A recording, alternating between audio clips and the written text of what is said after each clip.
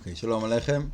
We are in the third class on the Jewish view on family relationship, husband and wife relationship, and we want to understand better what is the right way to get married and to stay married with the help of Hashem.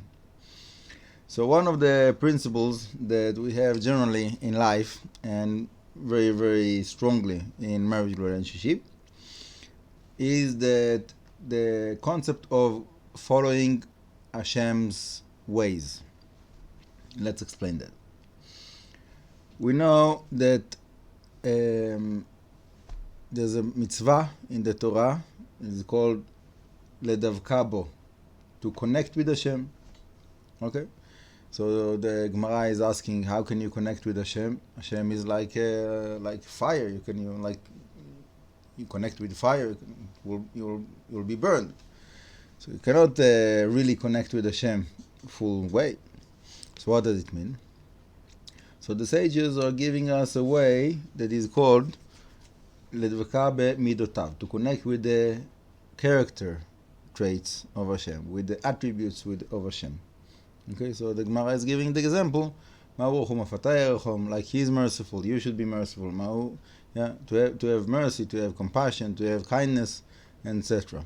Okay, all the character traits and attributes that we know from the Torah about Hashem, we should apply those attributes in ourselves, in our life, and specifically in our marriage. So, when a person is not married, so when he wants to be by himself and to ignore the world, he can, like teenagers, they go into the room, close the door, don't want to speak, and so on, and all kinds of behaviors that are not so nice. But okay, we forgive them. We understand. It's a child. It's a whatever. Someone that is also a mature person that is living by himself. He wants to isolate himself and to not to speak with people, whatever. Fine. But when someone is married, it's not possible, because if you won't speak with your wife, obviously she will be offended. Like, what happened? Like, why are you not speaking to me? I didn't do anything. Why are you upset with me? Etc., etc. Okay, so in other words, the moment that the person is married, it's they call it a game shift. It can't continue with the same rule and patterns as a single person. Okay, and that's also, by the way, a very strong reason for many couples to break their marriage, because specifically when people are getting married when they are older, so they already have their like habits and like routines and all kinds of different things that they got used to, that to live in a certain way, certain schedule, whatever it is. And when you're married, you have to be flexible. You have to see what's the needs of the other person, and that's not so simple. When someone, you have like, that's the way that I'm doing everything. That's the way I like it. And if the other person have different needs, different ideas of how to manage life, how to manage schedule, and so on, so it can be very challenging. So here comes that principle that the Gemara is teaching us, that you have to follow Hashem ways. So, like you want Hashem to be patient with you, you have to be patient with your wife. Like you want Hashem to have mercy on you, you have to have mercy on your wife, and so on, etc., etc. The same way, like you want Hashem to treat you, that's the way that you treat your wife. And if you feel that Hashem is not treating you with those attributes, so it must mean that you're not strong enough in treating with those attributes to your wife. And I'm not saying that for ladies to bang on their husbands with that claim. That's for the men to look into themselves. Anyhow, it's something that you have to always be conscious. Okay, whatever you do, you have to be conscious. I have my wife. like how she's gonna react to that, how she gonna feel with that, all kinds of different things. Okay, I'll give you an example, simple example from life, true story. It happened not long ago by my friend. So there was a whole thing, a certain product that they tried to get, and it was very hard to get, and they tried here, there. Finally, the wife specifically, she wanted that product, and finally the neighbor managed to get it for them. But then after they took it, so then the neighbor came and he said, listen, my wife wants the same thing, and she was upset with me now that I offered it, that I found it and I offered it to you instead of offering it to her first, because she is my wife. I cannot ignore my wife. So they said, okay, fine, we don't want to be like a reason for you to have that you'll have problems in your house. So they gave back the product to him.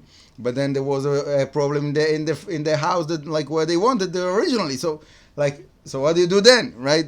So things like that are very, very common. When you have like something like that, like you have like a moment that you didn't think about, like how your wife, you will react to that. You did something, you gave something that maybe she cares about, maybe she doesn't want to give it, or you brought something to the house, maybe like for her it's a piece of junk mess in the house, whatever, all kinds of different things like that. That if you would think about it, you would probably could figure out that it will make the difference for her. It can be a big deal for her. So things like that are very important, to be sensitive. Okay, that's sensitivity is very, very important generally in life, and specifically in marriage, and also in parenting. But that will be a different set of classes. Anyhow, we need to be very, very conscious and aware of the different emotions, situations. What is the priority of the wife, or the wife for the husband, and it's something that we have to learn to take in consideration, right?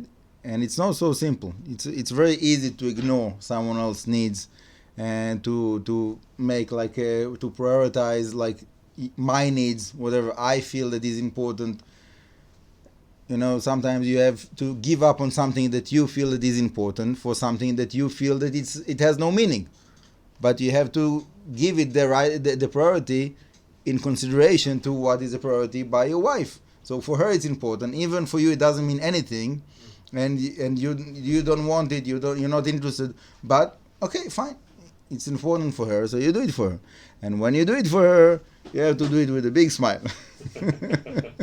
Not to complain and to be like grumpy. Oh, I have to do this for you.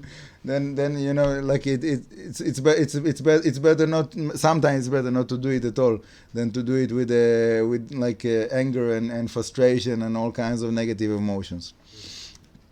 So that's also another thing. If you know that by you being sensitive and give that the priority that she wants, so you won't manage to do it with a smile.